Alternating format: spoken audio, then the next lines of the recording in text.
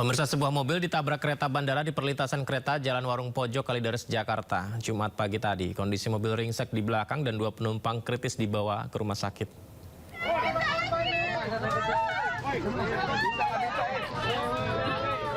Sebuah kereta bandara menabrak sebuah mobil di perlintasan kereta Jalan Warung Pojok, Kalideres, Jakarta Barat. Kondisi mobil mengalami kerusakan cukup parah di bagian belakang. Meski demikian, 2 orang penumpang mobil selamat namun kritis dan dibawa ke rumah sakit.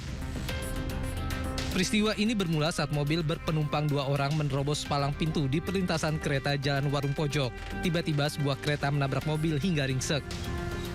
Menurut saksi, mobil berpenumpang 2 orang ini tak menghiraukan adanya teriakan dari warga jika kereta akan melintas. Ini kereta dari arah Tangerang ke arah Jakarta.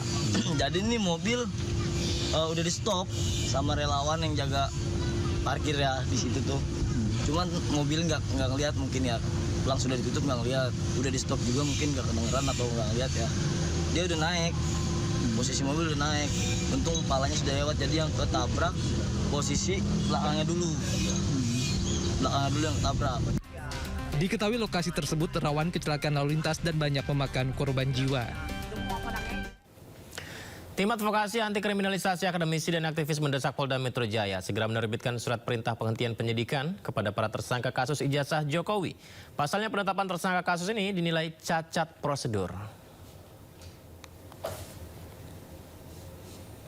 Ya, pemirsa, Tim Advokasi Anti Kriminalisasi Akademisi dan Aktivis menanggapi gelar perkara khusus yang dilakukan Polda Metro Jaya terkait kasus ijazah Joko Widodo. Penyidik dinilai tidak punya wewenang menetapkan keaslian dokumen ijazah Jokowi dalam forum gelar perkara khusus. Penunjukan ijazah Jokowi oleh penyidik sekaligus mengkonfirmasi pernyataan Budi Aris Setiadi yang sebelumnya dianggap menyebarkan informasi tidak benar tentang ijazah Joko Widodo. Untuk itu, mereka menuntut Polda Metro Jaya segera menerbitkan SP3 kepada para tersangka kasus ijazah Joko Widodo. Proses penunjukan bukti ijazah SMA dan S1 Jokowi hanyalah untuk mengkonfirmasi bahwa dokumen tersebut benar ada dan telah disita oleh penyidik per 23 Juli 2025.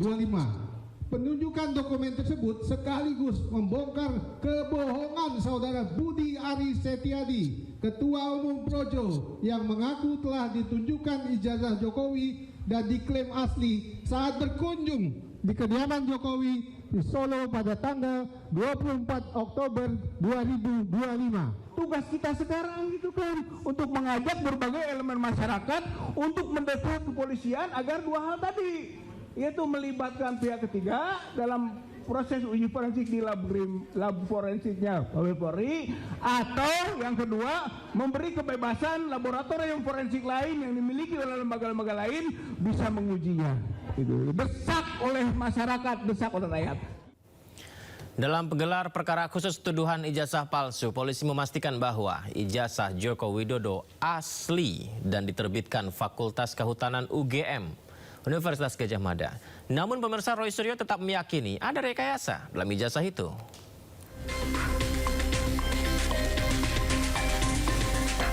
Polda Metro Jaya telah menunjukkan ijazah asli Joko Widodo dalam gelar perkara khusus tuduhan ijazah palsu yang digelar pada Senin lalu. Penunjukan ijazah asli tersebut dilakukan atas seizin dan kesepakatan seluruh pihak yang hadir dalam forum gelar perkara khusus, baik dari pihak tersangka dan pelapor. Kami sampaikan bahwa dalam forum gelar perkara khusus tersebut, atas seizin dan kesepakatan para pihak dalam forum, penyidik telah menunjukkan ijazah atas nama Joko Widodo yang diterbitkan oleh Fakultas Kehutanan UGM sebagaimana telah dilakukan penyitaan oleh penyidik dari pelapor Bapak Insinyur Haji Joko Widodo. Meskipun ijazah asli telah ditunjukkan penyidik kepada Roy Suryo CS, namun ia tak bergeming dan yakin ada rekayasa pada ijazah yang ditunjukkan. Roy Suryo menilai ijazah Joko Widodo yang ditunjukkan polisi pada gelar perkara khusus berbeda format dengan ijazah yang terbit pada tahun 1985 dari Universitas Gadjah Mada. hasil dari kami tentang 99,9% palsu itu tidak berubah, tidak bergeser 1 mili pun. Ya, bahkan sampai the last minute kami akhirnya sama seperti klaster 1 tadi dipertunjukkan sebuah barang yang diklaim itu adalah ijazah asli, katanya ijazah analog dari seorang yang namanya Joko Widodo. Saya harus berkata dengan terus terang, saya bukan hanya hobi komputer. Saya adalah seorang tukang potret sejak zaman analog dulu. Saya memotret sejak zaman film seluloid. Dan saya bukan hanya bekerja di lapangan sebagai tukang foto. Saya adalah orang yang juga bekerja di kamar gelap. Jadi saya mengerti bagaimana komposisi kalau misalnya kita pakai fixer, kita pakai pengembang, film itu dicuci, kemudian dicetak, kemudian kertas film apa. Dan untuk pas foto yang tertempel di barang yang disebut ijazah itu, saya dengan lantang dan tegas mengatakan saya sangat ragu bahwa itu usia sudah lebih dari 40 tahun. Terlalu tajam, terlalu baru barang itu sebagai sebuah foto yang dicetak dengan kertas foto di tahun 80-an. Tak puas dengan ijazah yang ditunjukkan, kubu Roy Suryo menuntut verifikasi dilakukan untuk menguji keaslian ijazah Joko Widodo. Tim Liputan Anyus melaporkan. Penyidik Polda Metro Jaya telah mengumumkan hasil gelar perkara kasus dugaan ijazah palsu Presiden ke-7 RI Joko Widodo. Polisi menyarankan untuk mengajukan pra-peradilan kepada para tersangka yang tidak menerima hasil dengan keputusan itu.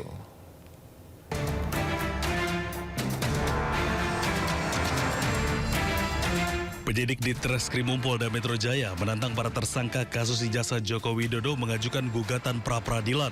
Tantangan itu disampaikan pada para tersangka jika Roy Suryo CS merasa tak puas terhadap penetapan tersangka yang dilakukan oleh Polda Metro Jaya.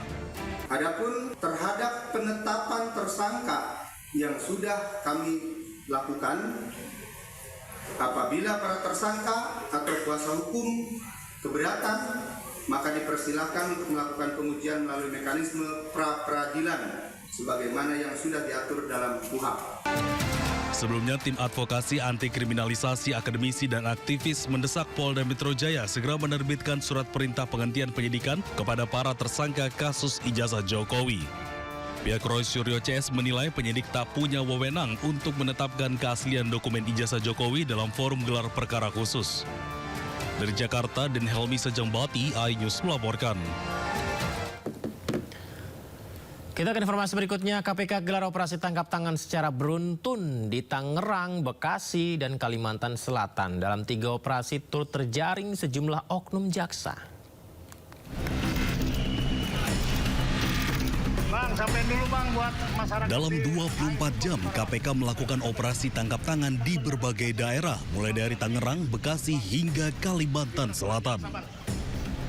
KPK menangkap seorang oknum jaksa, 2 pengacara, serta 6 pihak swasta dalam operasi tangkap tangan di Tangerang, Banten terkait kasus pemerasan warga negara Korea Selatan. KPK pun menyerahkan 2 orang, salah satunya oknum jaksa beserta barang bukti hasil OTT di Tangerang, Banten kepada Kejaksaan Agung. Terkait operasi tangkap tangan di Bekasi, KPK menangkap 10 orang termasuk Bupati Bekasi. KPK pun menyegel rumah Kepala Kejaksaan Negeri Kabupaten Bekasi, Edi Subarman, di Cikarang. Penyegelan diduga masih terkait dengan OTT Bupati Bekasi. Kepala Kejaksaan Negeri Hulu Sungai Utara berinisial APN dan kasih intelnya berinisial AB terjaring operasi tangkap tangan Komisi Pemberantasan Korupsi di daerah Kalimantan Selatan pada Kamis 18 Desember. Keduanya kemudian diterbangkan dari Kalimantan Selatan ke Jakarta untuk diperiksa secara intensif di Gedung Merah Putih KPK.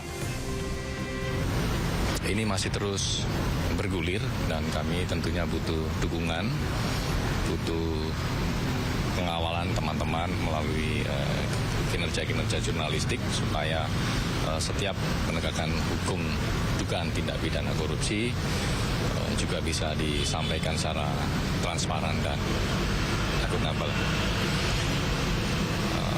Kami tidak bisa memberikan apa-apa, yang bisa KPK berikan hanya upaya dan kinerja terbaik dalam upaya pemberantasan. KPK pun memiliki waktu 1 kali 24 jam untuk mengumumkan status para pihak yang terjaring operasi tangkap tangan. Mantan pembalap NASCAR ternama meninggal dunia dalam kecelakaan pesawat tragis. Pemirsa, dunia balap internasional berduka. Mantan pembalap NASCAR ternama Greg Biffle dilaporkan meninggal dunia dalam kecelakaan pesawat tragis di Bandara Regional Statesville, North Carolina, Amerika Serikat, Kamis waktu setempat.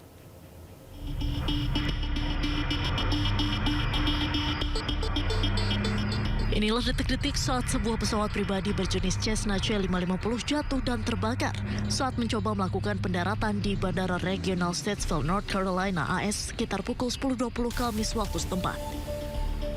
Mantan pembalap NASCAR ternama Greg Biffle dilaporkan menjadi salah satu korban jiwa dalam insiden ini. Kecelakaan tersebut juga merenggut nyawa istri, putra dan putri Biffle serta 3 orang lainnya yang berada di pesawat.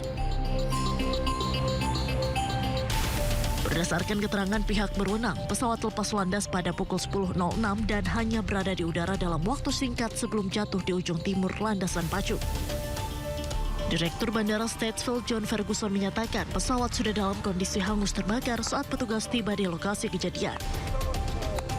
Pihak NASCAR pun menyampaikan rasa duka yang mendalam atas meninggalnya salah satu sosok paling berpengaruh di lintasan balap. Gelombang protes meluas di Dhaka, Bangladesh menyusul meninggalnya tokoh pemuda Syarif Osman Hadi. Ribuan orang turun ke jalan menuntut keadilan atas kematian aktivis itu.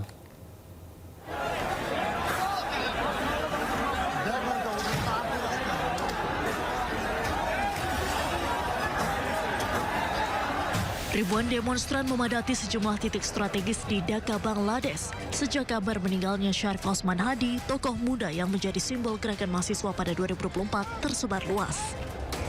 Aksi demonstrasi berlangsung dengan tensi tinggi. Massa menyuarakan kemarahan sekaligus ikrar untuk melanjutkan perjuangan politik yang selama ini diasosiasikan dengan Hadi.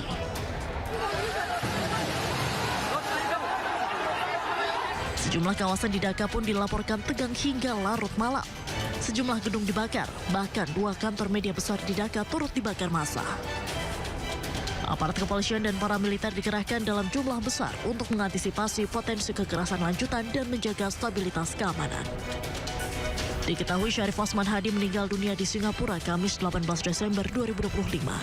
Sebelumnya Hadi ditembak di bagian kepala di Dhaka dalam insiden yang diduga sebagai upaya pembunuhan berencana. Otoritas setempat berkomitmen penuh untuk menjamin penyelidikan transparan atas kasus meninggalnya Syarif Osman Hadi.